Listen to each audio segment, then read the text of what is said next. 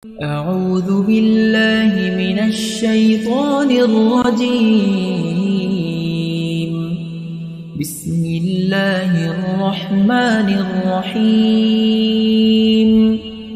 الرحمن علم القرآن خلق الإنسان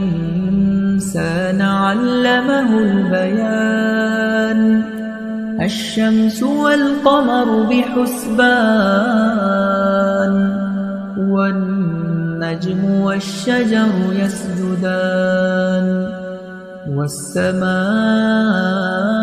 رفعها ووضع الميزان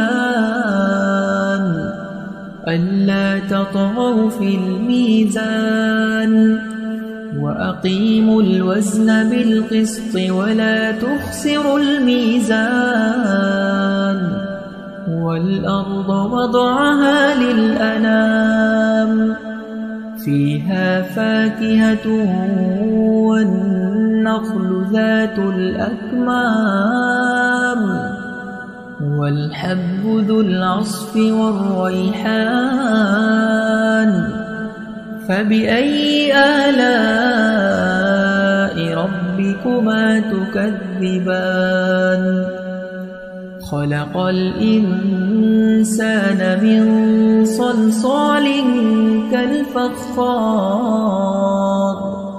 وخلق الجان من مارج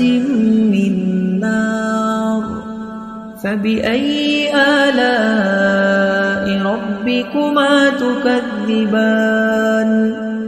رب المشرقين ورب المغربين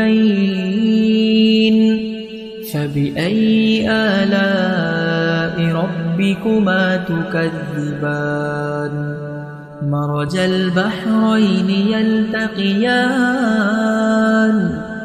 بينهما برزخ لا يبغيان فبأي آلاء ربكما تكذبان يخرج منهما اللؤلؤ والمرجان فبأي آلاء ربكما تكذبان وله الجوار المنشآت في البحر كالأعلام فبأي آلاء ربكما تكذبان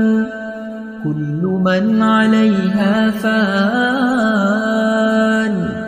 ويبقى وجه ربك ذو الجلال والإكرام